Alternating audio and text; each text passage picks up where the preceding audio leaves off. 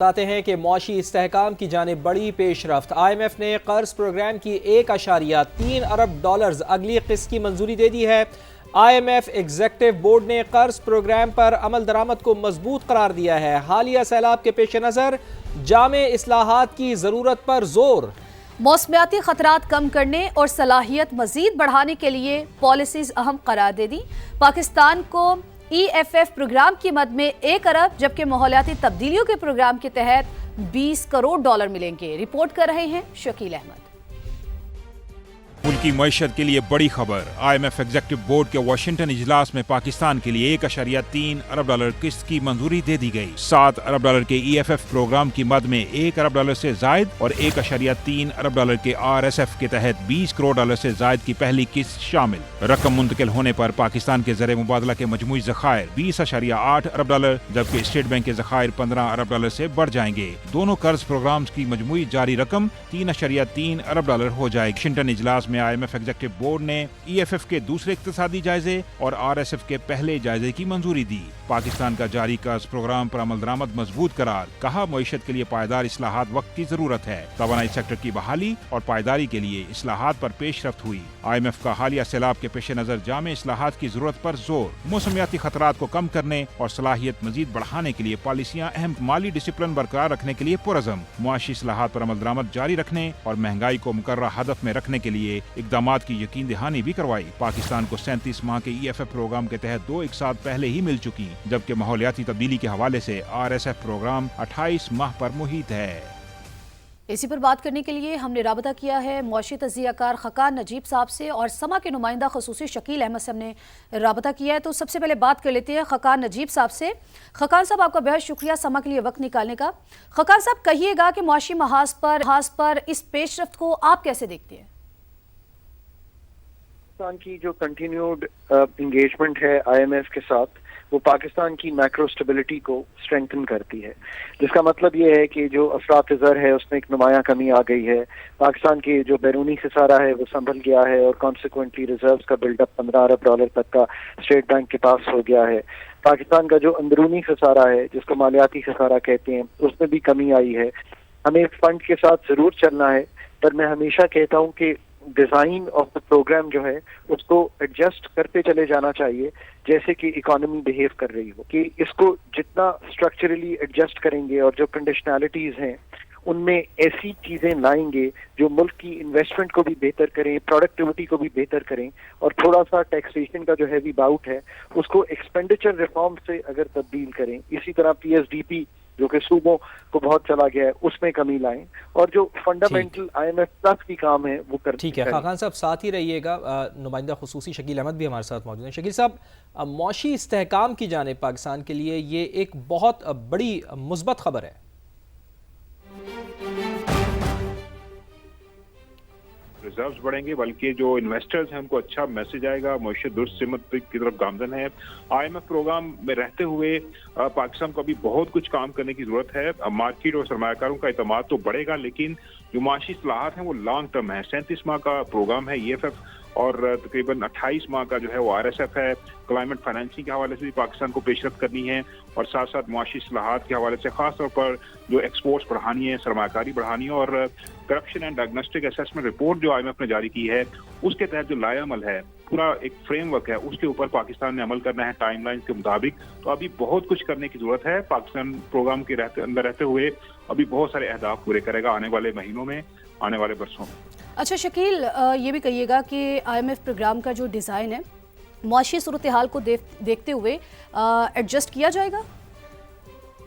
دیکھیں، ایڈجسٹمنٹ تو اس میں ہوتی رہے گی، کیونکہ پاکستان نے اہداف تو حاصل کیے ہیں، لیکن ٹیکس ریونیو کا جو ہدف ہے وہ پہلے 5 ماہ جو ہیں اس مالی سال کے اس میں پاکستان پورا نہیں کر سکا۔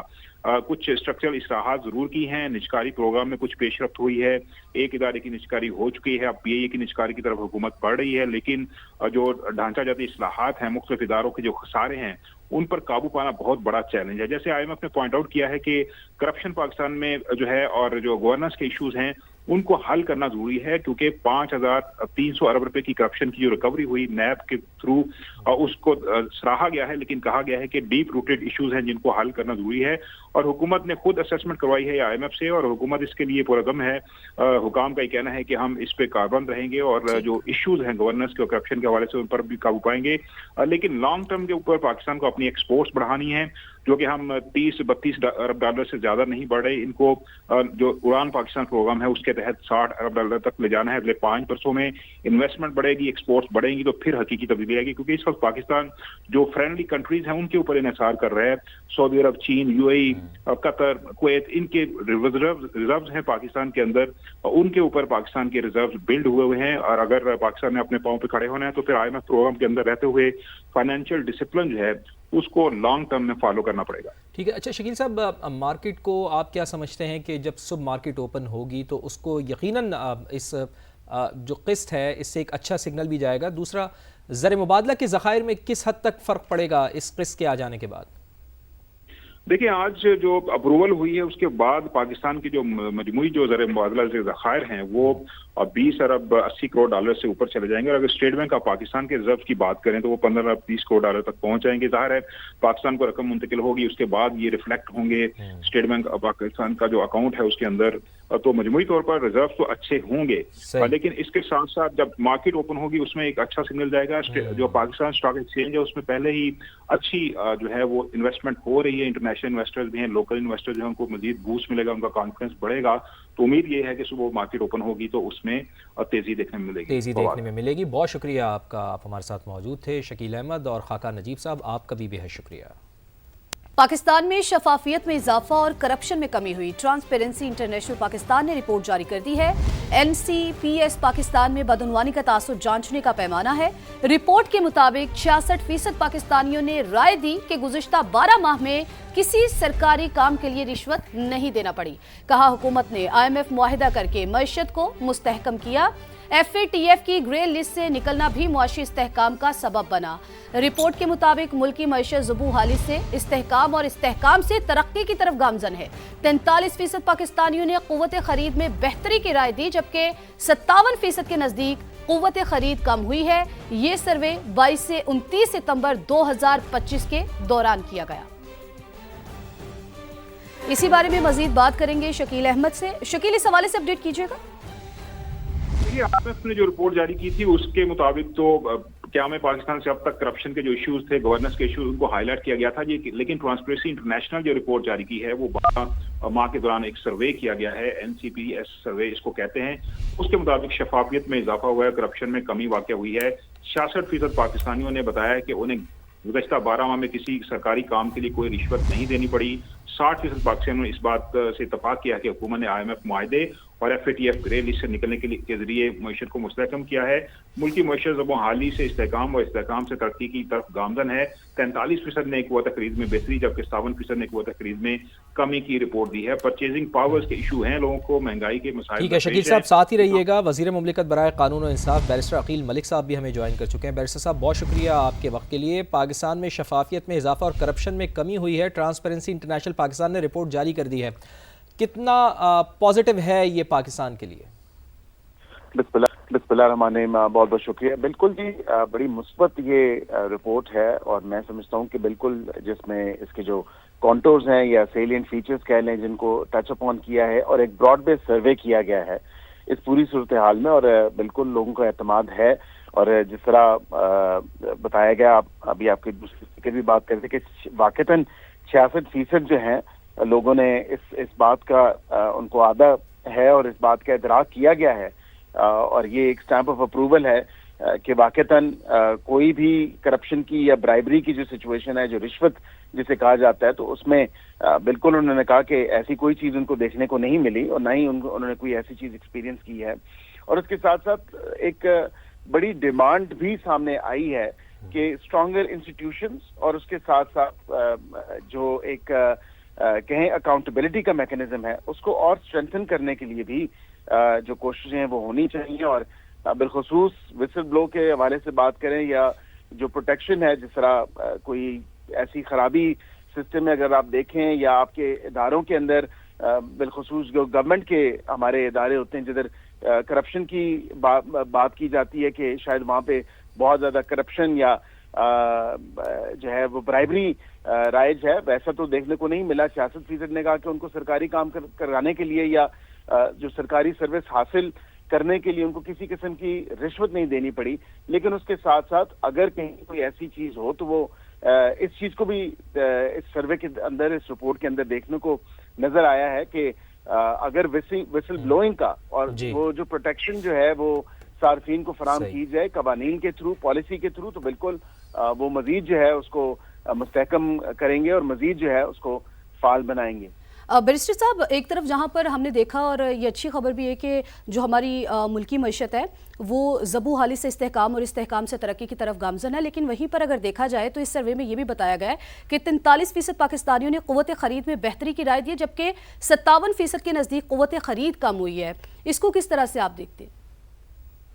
جی بالکل، دیکھیں یہ بھی بڑی ایک مثبت بات ہے کہ جو ایک پرچیزنگ پاور ہے اور ایک بائنگ پاور ہے اور میکرو اکنامکس کی جو جہاں کی جاتی ہے، کیونکہ یہ کہا جا رہا تھا کئی عرصے تقریباً کئی ماہ سے کہ شاید ایک اسٹیبلٹی تو ہے لیکن اس کا افیکٹ اب وہ نہیں آیا، تو یہ رپورٹ جو ہے، یہ سروے جو ہے اس چیز کو واضح طور پہ ظاہر کرتا ہے کہ لوگوں کی خرید جو ہے اس میں بھی ایک مثبت جو ہے وہ امپروومنٹ آئی ہے، اور وہ بالکل اس چیز کا جو ریفلیکشن ہے وہ اس رپورٹ کے تھرو ہو رہا ہے۔ اور بالکل دیکھیں جو پازیٹیو چینجز ہیں وہ بالکل سامنے ہیں، جس طرح ایون کہ آپ دیکھیں کہ اسی کے مطابق جو 60% شہری ہیں وہ یہ بھی سمجھتے ہیں کہ IMF کا جو معاہدہ ہے جو ابھی بالکل ٹرانچز ہوئی ہیں اپروو، اس کے حوالے سے بھی اور فیٹر کی گرے لسٹ کے نکلنے کے حوالے سے بھی معیشت جو ہے وہ کسی نہ کسی حد تک سنبھلی ضرور ہے۔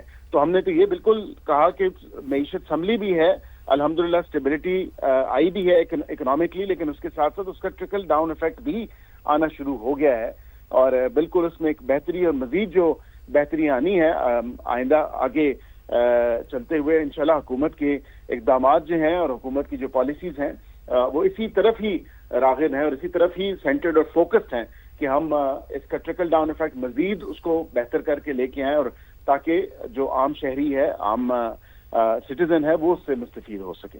ٹھیک ہے، تو اوورآل ٹرانسپیرنسی کی رپورٹ کو مثبت کہا جا سکتا ہے۔ وزیر مملکت برائے قانون و انصاف بیرسٹر عقیل ملک صاحب ہمارے ساتھ موجود تھے، وہ اس پر بات کر رہے تھے، آپ کا بے حد شکریہ۔ تو شکیل احمد بھی ہمارے ساتھ موجود تھے اور وہ اس حوالے سے ہمیں اپڈیٹ کر رہے تھے کہ پاکستان میں شفافیت میں اضافہ اور کرپشن میں کمی ہوئی ہے۔